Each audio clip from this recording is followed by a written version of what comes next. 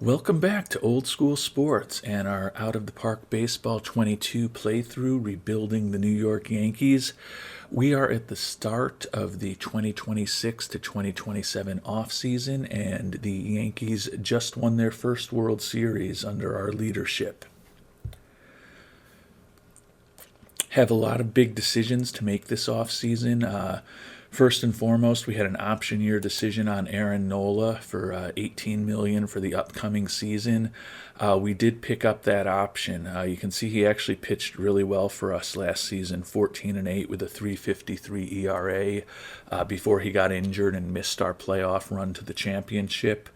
But looking at the other potential options that are going to be out there in free agency, and given that our hope is that he recovers from his injury before the new season starts, we decided to go ahead and bring on Nola.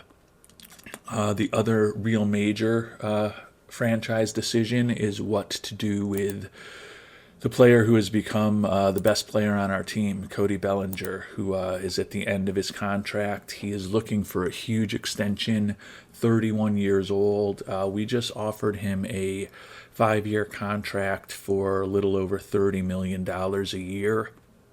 Very front-loaded, however, with $40 million in potential salary for next year. So hopefully he finds that interesting, and we'll see whether we can bring him back.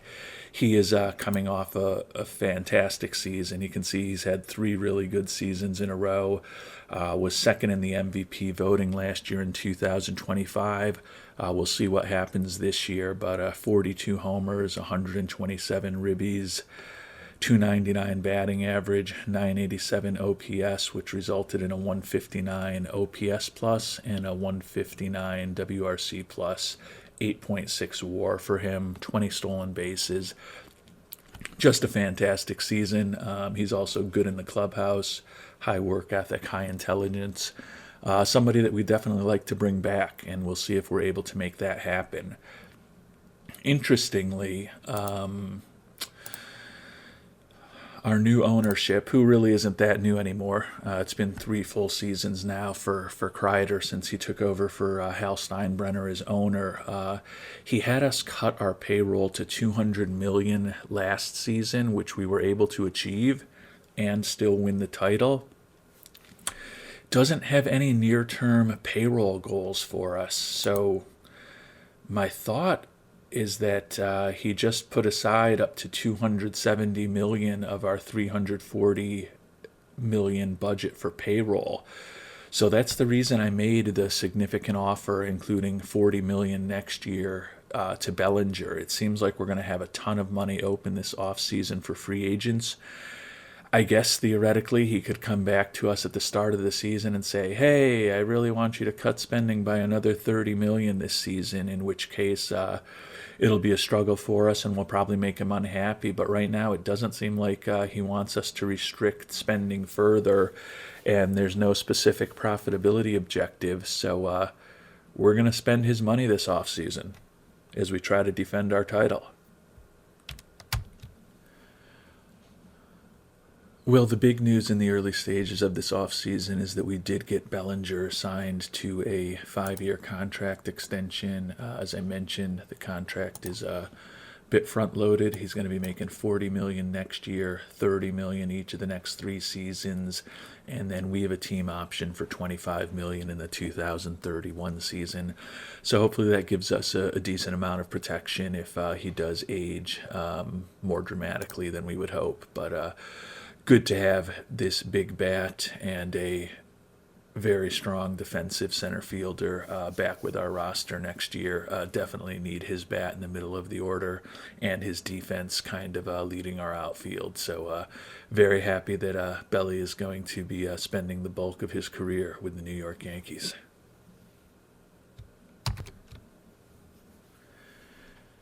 And you may remember from the end of our last episode that our longtime scouting director, who was exceptional, retired. We think we've made a pretty good hire in replacing him with Kurt Schmidt. You can see he's outstanding in the majors, excellent in the minors, excellent with international, and outstanding with amateurs.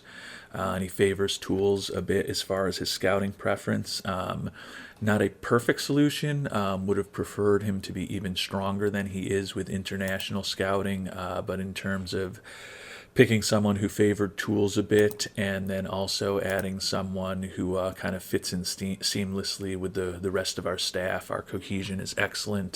Didn't really want to mess with that very much. He was a good solution, so very happy to have him back on board as part of our staff as we kind of prepare for the 2027 season.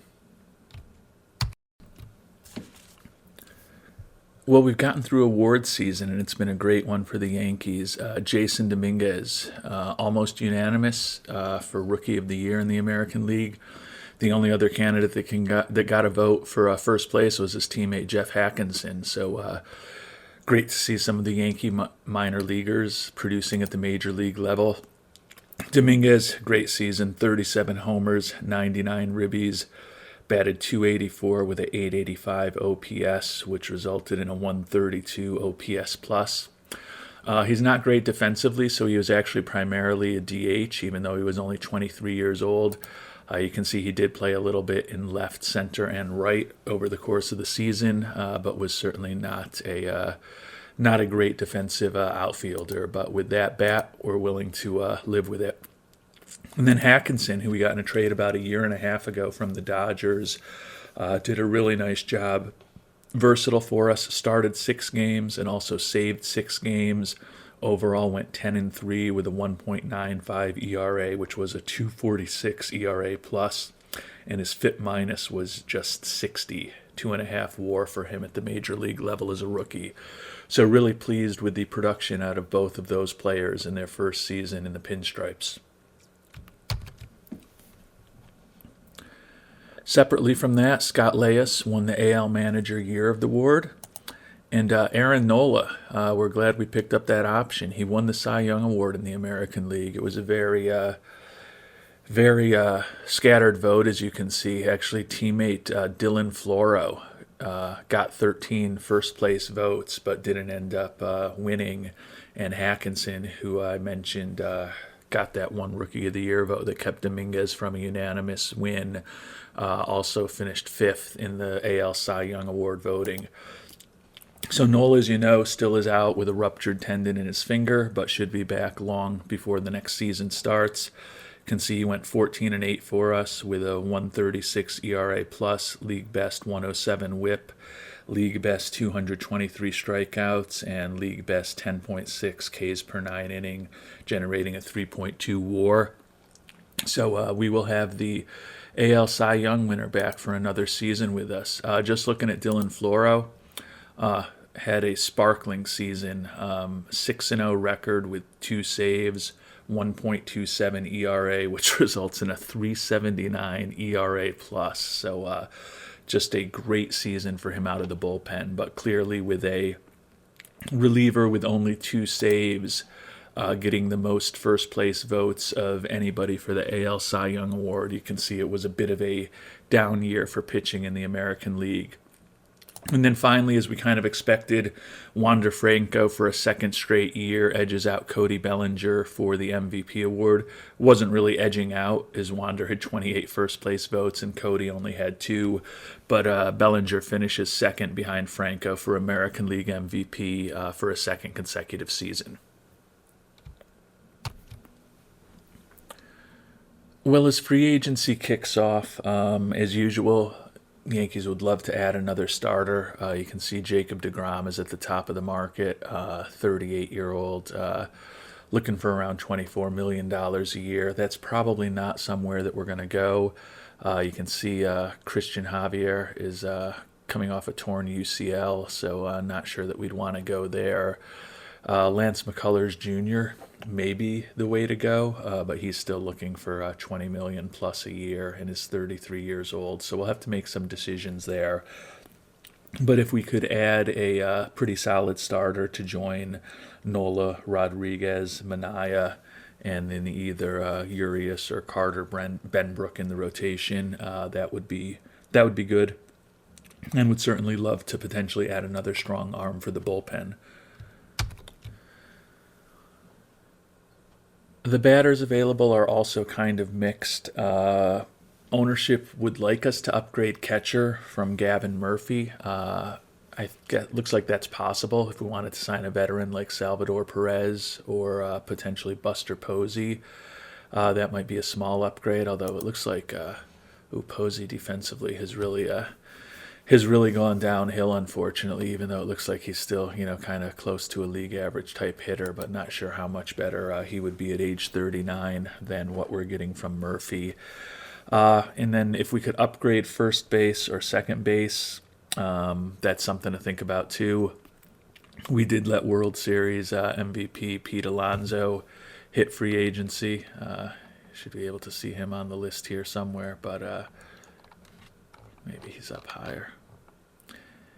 Anyway, there he is, Pete Alonso. So he's hitting free agency. It's possible we bring him back, but unlikely. May finally give Pavin Smith a chance. And then at second base, you'll remember we played the rookie Gonzalez a season ago, and then this past season we played the rookie Vargas.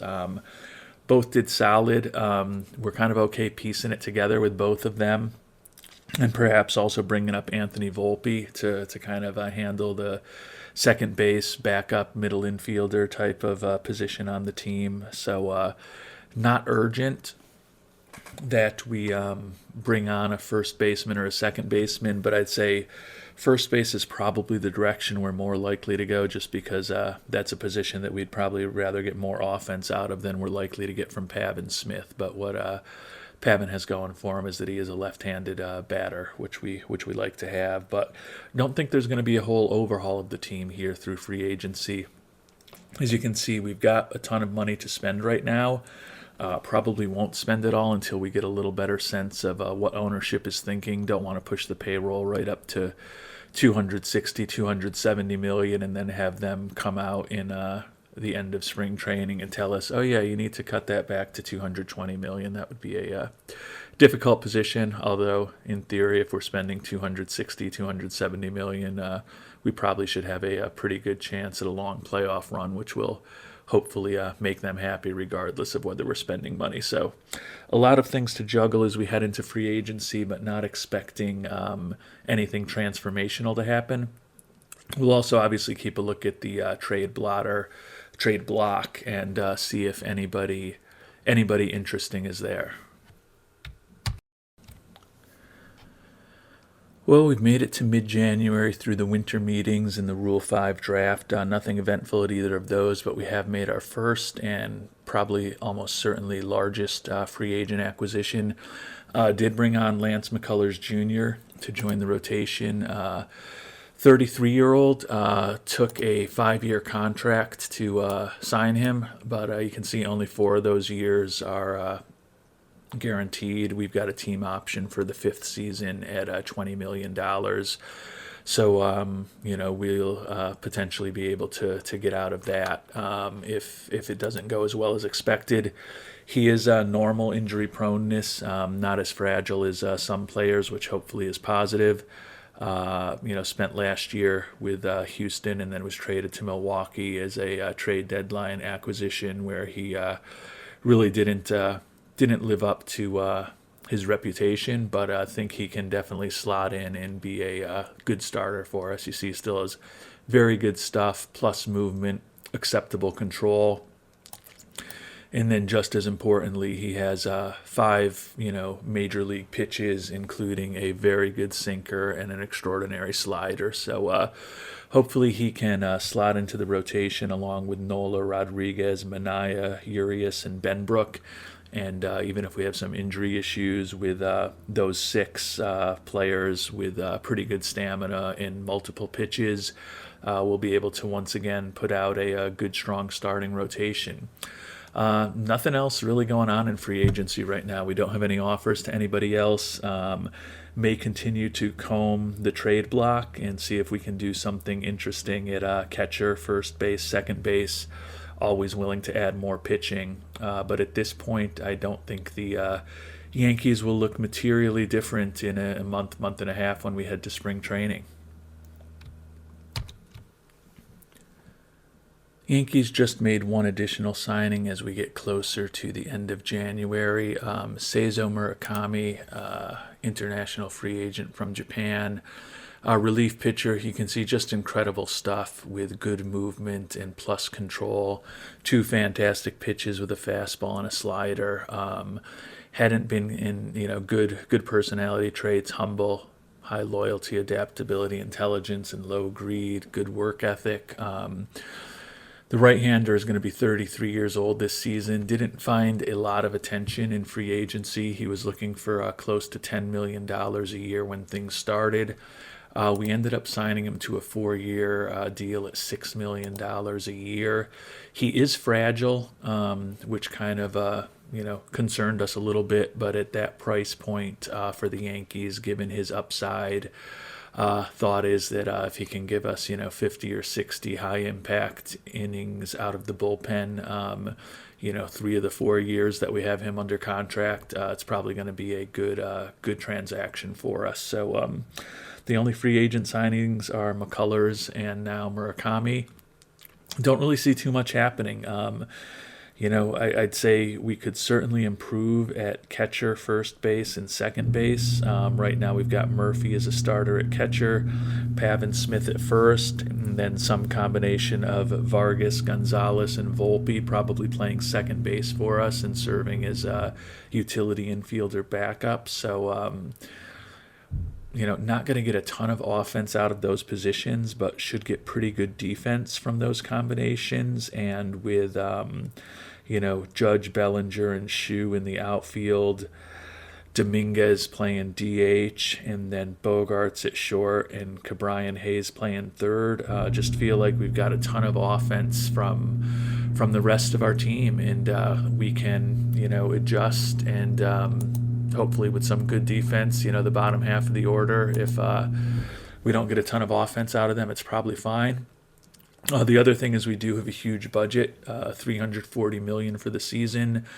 Just heard from ownership, and they haven't changed anything on us now. So we do have still $47 million theoretically available for free agents. So I feel like if something's not working out or we have some injuries, we can absolutely make a big trade during the season and bring on someone to help at those positions where we may need some help if things don't go our way.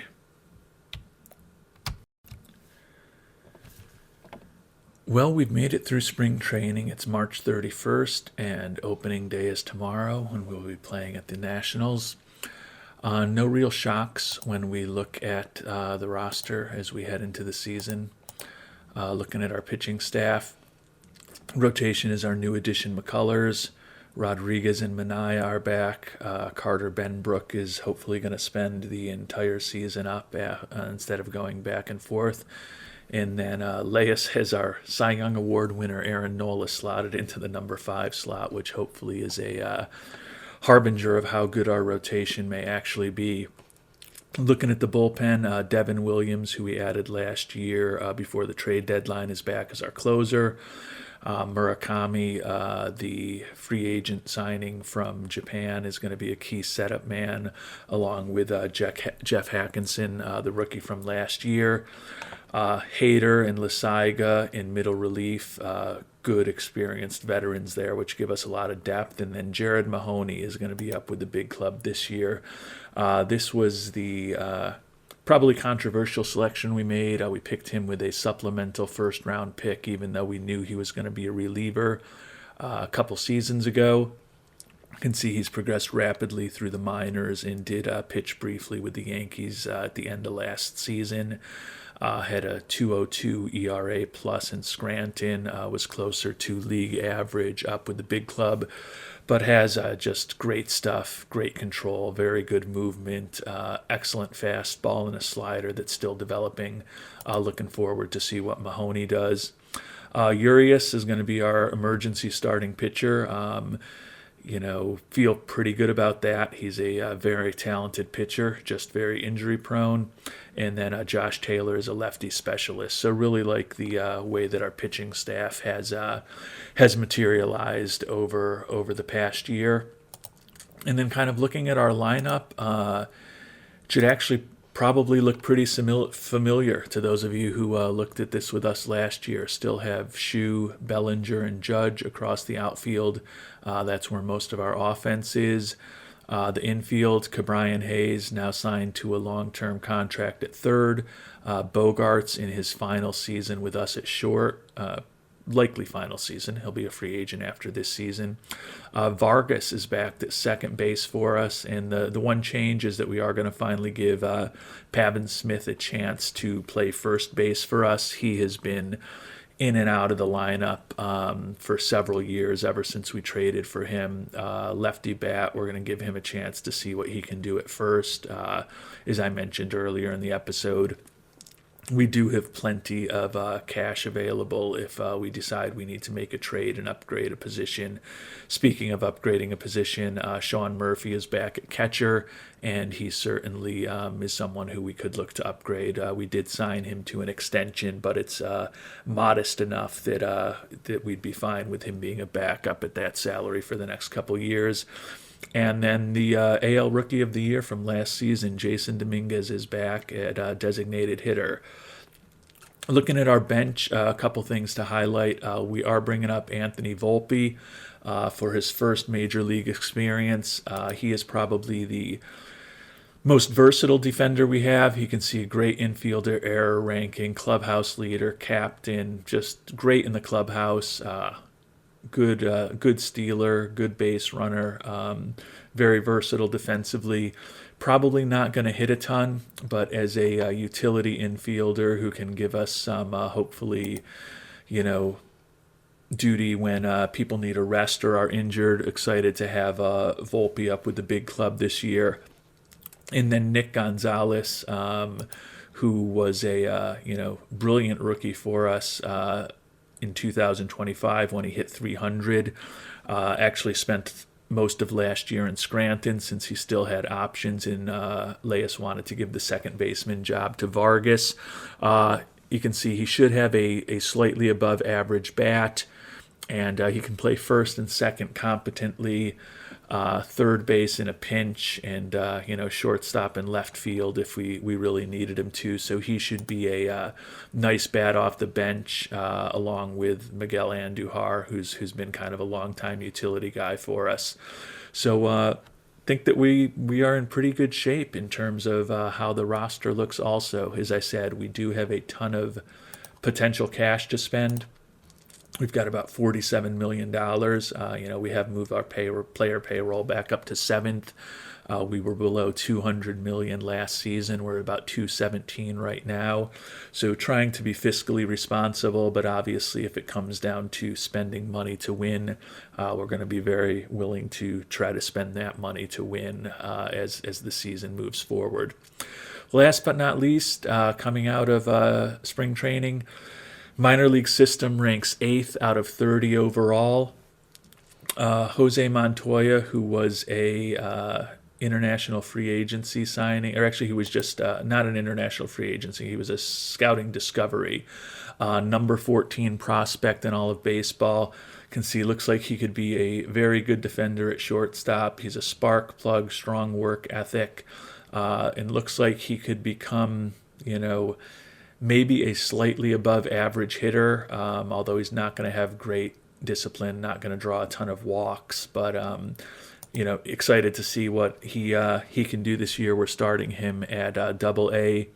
Euricio Castillo, another scouting discovery, pitching prospect, has spent the last couple years in the DSL, but not particularly effective. But he was also only 19 years old last season, so interested in seeing what he can do, and we've moved him to the regular rookie club. Marcus Trimmel, 4th round draft pick in 2024, number 52 prospect in baseball. You can see he's got great stuff already. It's just the movement and the control is still lacking. Does have 4 really good pitches. The issue is whether he's going to ever have the movement and control to really be a consistent major leaguer. You see his work ethic is not all that great, not much of a leader. But we are going to move him up to Double-A this season and see what he can do in Somerset. Rounding out our five players who are in the top 100 of prospects. Steve Roberts was our number one draft choice at center field last season. Can see spent a season at rookie ball for us where he didn't do too much last year, batting only 184 with an OPS of just 580, but he has potential to get better. So he is still at this point going to be in rookie ball as a 19-year-old. Hopefully he can make some progress this season. And then the last of our top prospects is Victor Mejias. International free agency signing from 2 seasons ago, young shortstop from Colombia. He's got to kind of work on his ability to play the different positions, but you can see his physical traits in terms of his defensive ratings look pretty sound. Looks like he could eventually develop into a plus hitter as far as contact and gap power and avoiding strikeouts, but probably never going to draw too many walks or hit too many home runs. But that is a quick overview of our top 5 prospects in our 8th ranked system. Hopefully with our new scout, we can continue to build those capabilities over the course of the summer. We're still investing a lot with a $34 million player development budget. And we're also investing a lot in scouting with a $24 million maximum scouting budget. So we will see what Kurt Schmidt can find for us in the coming years to hopefully bolster our farm system.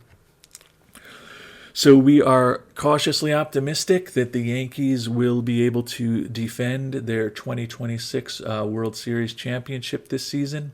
Thanks so much for watching. In our next episode, we will be back with the 2027 season for the New York Yankees.